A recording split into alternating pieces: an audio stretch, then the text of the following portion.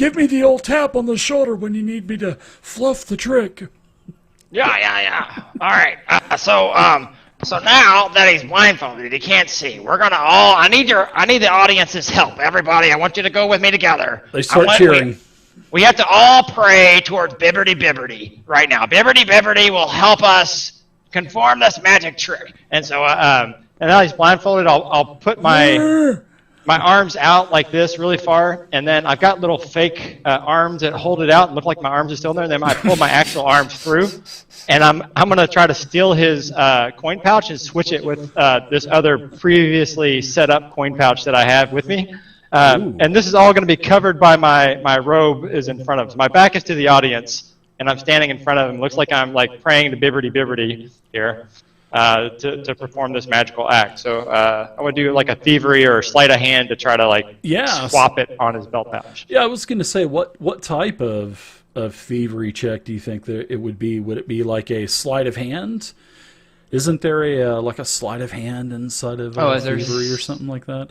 Yeah, I think thievery goes into a little bit of detail. So there is a steal. There is steal. A disable device, pick lock. I would say steal would be good. So all right. Ooh, yeah. You could. I would say that would be good to use. So you're let's see, the DC, we'll just use your DCs, even though it would probably be a test versus perception with him. Yeah. But I'm not going to do that because he's got a bag. I did blind him too, yeah. He's got a bag. I blinded him on purpose. Yeah. So, yeah, I would say your 22 thievery is definitely better than the level 1 challenge, challenge rating score. Well, actually the DC 15. So, yeah, with your fake arms that are kind of flapping around there, pulling the strings from inside, you take one of your hands and you replace his pouch. Yeah. And then I pull out another thing that I have. I've got a fake kind of a shirt with some padding in it to make a nice hefty bosom there, and I slap that on his chest at the same time, so I look like I've turned him into a female. And we're going to say that that's part of the thievery check, as part of your performance roll. And it just kind of like hooks over his shoulders and just kind of hangs on there a little bit, and then around. Like big old saddlebags, like hanging down to his knees or something. I fluff them out a little bit, so they're nice and balanced. And then I put my hands back into my actual armholes from my robe. And then I say, Bibberty, Bibberty, bless this person with the greatest endowments known to man. And I go, voila! And then I revealed to the grand reveal to the audience, showing his new additions. And then the other stagehands, the other barkers, the roundabouts, they have some magical sounds that they can have go out throughout the tent, and you hear a boing. As it's like, and then the crowd just erupts, and they're clapping, and people are having a good time, and you can see beer kind of being sloshed around and stuff. And everybody gives you a standing ovation as the professor says, "And our first act of the evening, Emu, Emu."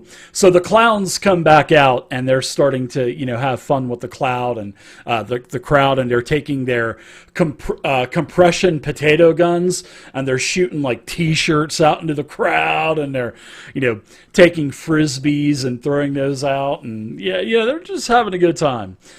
So as you guys make your way back into the back, the professor says, "That was such a magnificent performance by you, Emu. Much better than as of late. So, yes, very good." And the last one I really botched. I accidentally killed that kid. That was kind of embarrassing. Yes, the sword act where you try to, I haven't figured that one out yet. Yeah, that's not good. We're still paying for that act, actually. We'll be paying for that for a long time. Yeah, so I shouldn't do that for Act 2? No, my friend. All right. Who do you want to... We have no time to waste here, my friends. Who is going on? Send out the spoons. My friends, Act 2. And the clowns are still, keeping the crowd tamed at the moment. The professor is all ears. right, looks like they're ready for me. Well, remember, you got 3 more acts. So you have 6 other performers you can send out there as well. So if you guys want to do the later acts, that's up to you. But the performer says, well, if the professor says, if you're ready to go, Omi. Let's send the Featherfall sisters or something. They were pretty good. Yeah, they would It be a just good revs them warm-up. up. It revs them up for your spoons. Yeah, why don't we... Let's send them out and see what they got. They'd be a good warm-up to the show. Okay, that would be a good idea, you know what I mean, to send out the Featherfall 5. Now, as you say, all right, Professor, we're going to send in, the Featherfall 5, all of a sudden a couple of the sisters come up to you, and they look to be in distress, and they're saying, and they're part of the Kinbali It's not my family. kid. I don't care. It's not mine. They're the Kinbali sisters, and they walk the tightropes. So all of a sudden, all of the sisters come up to you, and they're distraught, and they're saying something is wrong with our nets. It looks like the nets have been manipulated somehow. It doesn't seem to be. They're set up correctly, but it just seems. They're just kind of all over the place, and they're like, "What if we fall?" Oh, the details. So basically, Splug comes up, and he's just all ears, even though he can't hear. He can read your lips. He knows a little bit of sign language, but so. So you're telling him to basically go check the nets really quick, right? Check the nets. They're up next. So sure, he gives you a nod, and he goes off with a couple of the other guards in the security detail, and he's gone for a couple of minutes. So the crowd now is starting to get a little restless with the clowns out there, even though they're still shooting T-shirts and stuff like that into the crowd. And so he comes back and he starts, talking to the professor, because the professor knows some sign language. And the professor says, well, my friends, it looks like something has sabotaged the nets. It looks like some type of vermin have chewed through the ropes and have weakened them. That you chewing rope again? He says... No! Which one? Which rope was it? Actually, several of the ropes, it looks like they've been manipulated. But he says, he turns to the Featherfall 5, and he says, sisters, your performances are always flawless. You shouldn't worry about this net. And he kind of looks towards you guys for a little bit of support and backup here. I want to tell the professor secretly that I can cast prestidigitation and make the net look like it's secured. Just apparent to them, you know what I mean? Ooh, that would a little safety. He says, well, let's do that for as a backup plan. I wouldn't worry about that net. I'd worry about the tightrope. I'm just saying. Make sure that one's okay. Oh, and Splug actually, does a little bit of sign language to the professor, and he says, oh yeah, that rope is absolutely fine. It's just the net below. So the Featherfall 5 sisters, they're kind of they're a little distraught on that, and they're kind of on the edge of, do they want to perform or do they not want to perform? I've watched you a few times. You've got this, and me and Zero, we can combine our magic and create an invisible net underneath for you, just in case. How does that sound? Yeah, and pray to Bibberty too. She'll help you. Bibberty. So why don't you give me a diplomacy check, Omi, and give yourself a +2 bonus for throwing in the, we'll cast an invisible net under you to save your life.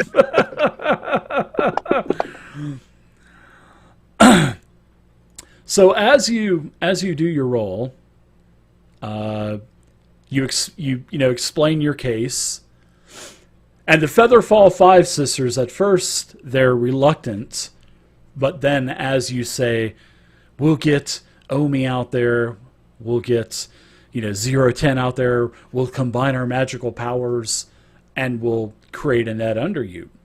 So she, the sister that kind of runs the act, she's like, okay, but you got to make sure that you're going to make sure we're safe. So they get ready to go. And so the clowns come back in.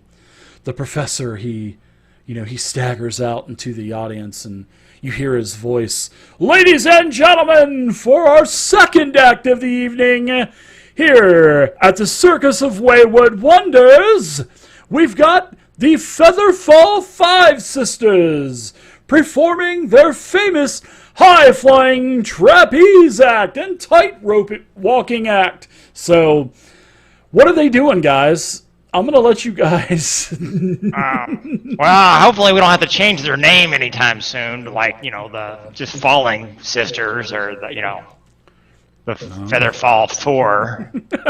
Jeez. So you're back there already making posters ready to change it from Featherfall 5 I've got good to artistic Featherfall ability, 4? I think. Yeah. Yeah, I picture them all in tutus, almost like flamingos, and they're just in tights. Well, this sounds like a good time to mingle with the audience, if you know what I mean. Mingle. Mingle? Yeah, as their heads are up. As they're distracted, yeah. So they have a DC level of 15, and you know that you guys get three actions for your act. So how difficult of an act do you want this to be? Do you want it to be a single action point? Do you want it to be 2 action points, or do you want to go all in and try to woo the crowd with a 3 action point act? I think they want to play it a little safe. Yeah, I agree. Yeah, just a little. So you guys want to go with like... Well, they do a 3-point, but in their mind, they think the net's broken, so they go down to 2, maybe. Okay, so we'll make that a DC of... instead of 15, we'll do it 16. So what kind of, what are they doing? They're balancing on the tight ropes. They're acrobatics, flipping, stuff like that. Flipping around. Yeah. Okay, so why don't you guys one of you guys give me an athletics check and add a total of +8. So if I would just do a D20 and put 8 in the modifier box. Omi's going to cast a message spells up to them and say, "You've got this. The people in the crowd love you. You can't believe what they're saying about you." And I'm going to use the 8 action to try to give them more of a bonus. Oh, that's good. I'll say you can go ahead and add a +2 to that. That's a great idea. So you can have a +10 total for your performance. And they're really consistent, the Featherfall 5. So your DC's 15. So why don't you give me the roll, Omi, at +10. Just put 10 in the modifier box and roll a D20. Hey, they're pretty good. Yeah, they have a wonderful show. And in fact, why don't you give us a little description of what their act is all about? All right. One of them gets out on the tightrope and starts walking across, and then the other one starts coming across the other direction. And they start somersaulting over one another, landing on the tightrope. And then it really woos the crowd when one of them somersaults and lands on the shoulders of the other one that's on the tightrope. And then they bring out a third performer, and the crowd's thinking, "No way, there's no way they can do this." But she climbs up, and they have like three people piled on top of each other's shoulders, walking across the tightrope. Oh man! So yeah, they're really good. And then the other 2 sisters are kind of doing probably doing tricks on the side, because they do trapeze, and they're also doing the tightrope. Yeah, the ones on the side are like throwing giant spoons back and forth at each other. Like juggling them between, kind of maybe throwing them over the other 3 Featherfall 5 sisters that are, on the rope. Okay, so that's good. I like that. They have a phenomenal act, and they're successul. And while they're doing that, I'm trying to loot as much as I can from the audience. Gosh, I like that. So we'll say that you fought. I mean, there's the tent's full, emu. So there are plenty of people that you can target to, and if you want to, you can pick their pockets. And I know that's part of your thing is emu. So we'll get back to you on the pickpocketing. So the second act is successful. The Featherfall 5, they woo the crowd, they climb down from the ropes, and in fact, they actually do like these tumbling, they go tumbling into the ropes and into the net below. And on the last sister, the net kind of falls in just a little bit from the damage to the net. But nobody's hurt, nothing like that, so... Second successful act, and the professor says, "The Featherfall 5 sisters!" And everybody just goes crazy. So you guys are hyping it up. So you guys are now on Act 3 as the professor, he comes back. Everybody keeps, as you come through the curtain, you keep stepping over Thunder's body. Is his body still there covered? So Act 3, my friends, who's going on for Act 3? Are you sending out one of your other performers, or are you going to send? Look, Professor, I know I've been talking about this act. It's just not ready yet. I'd never expected to be tonight. I don't know if I can go out there. Oh, so yeah. As you're saying that to the professor, one of the other performers comes up to you. And he says, "Yeah, yes, it." His name is Axel, right? And you know that Axel, he's only been around with the Circus of Wayward Wonders for maybe about a week or so. And during you guys practice all the time together, and you know that Axel has been begging Myron to give him a chance. So, you guys have done a couple of practice, performances. And he hasn't gotten his chance yet. And he says, "Professor, I'm ready to go in, Coach. Just send me in." And he just hasn't gotten a chance. Have we seen him do his act at all? No, you haven't. Because you guys barely know this guy. He's never performed in front of you or in front of one of your practice acts. And you've kind of heard from the other entertainers that they have a little bit of skepticism towards him and his abilities. So, but he insists that he is ready to go. He goes, "I'm ready to go, Professor. What do you think? Let's get in there." And he is ready to perform. One of the other guys, one of the other performers. There was something mentioned that he likes to he loves to go out there and he's big talk, but all of a sudden, when the lights are on him, he kind of freezes up a little bit.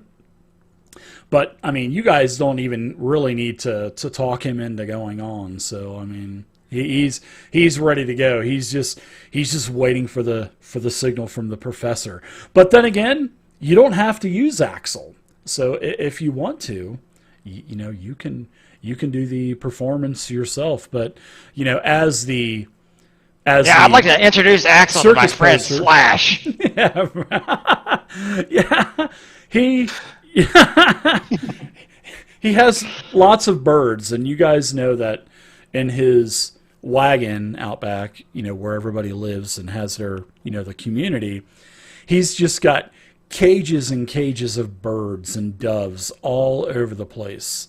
So what he, you guys, he always says, yeah, I'm going to pull these birds out of my cloak, and, I'm going to get these birds to sing. And then, the birds give candy and everything to the kids in the audience. And he says, yes, it's such a great show, and I'm ready to go on. Just send me on, Professor.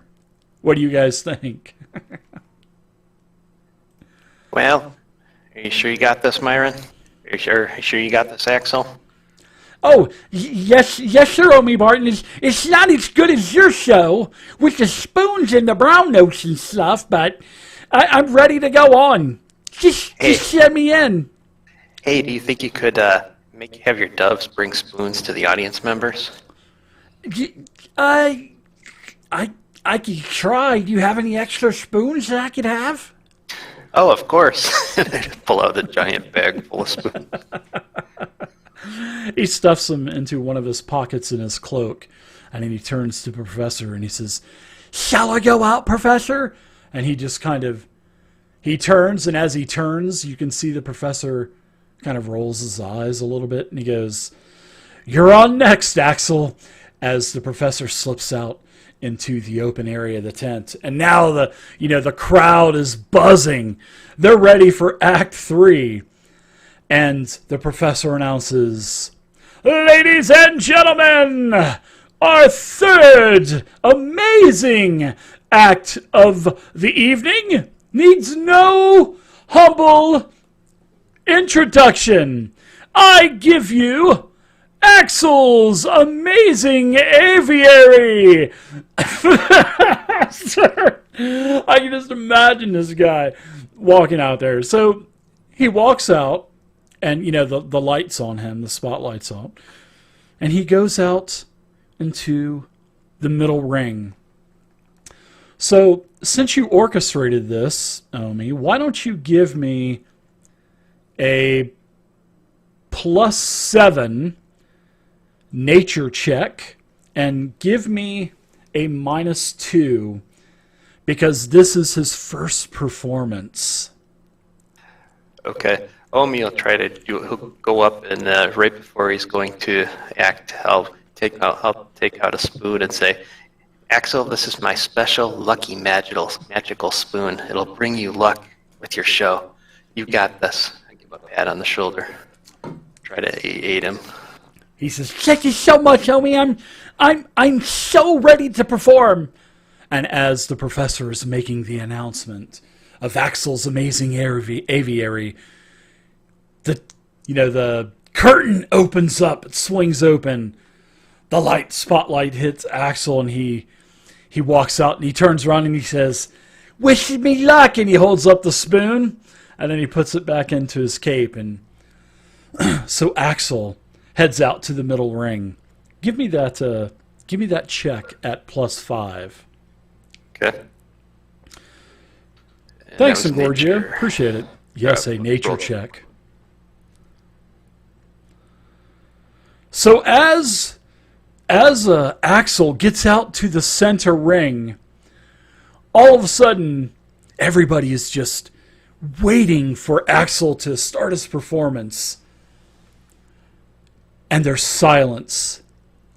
He's locked up. He's like a deer in the headlights. And he's just standing there, and he's kind of, turning around in a full 360-degree circle, looking at all of the people, the hundreds and hundreds and hundreds of people that are in the tent. And he's just silent. And the professor... I gotta save him. I cast dancing lights to distract the crowd, and then I get his attention. So, you can do this. You can do this. Don't worry about them. Picture him naked. Look at those lights. Yeah, he just stands there, and he's just awestruck with all of the people. And he's just basically froze up. And the professor turns to you, and he says...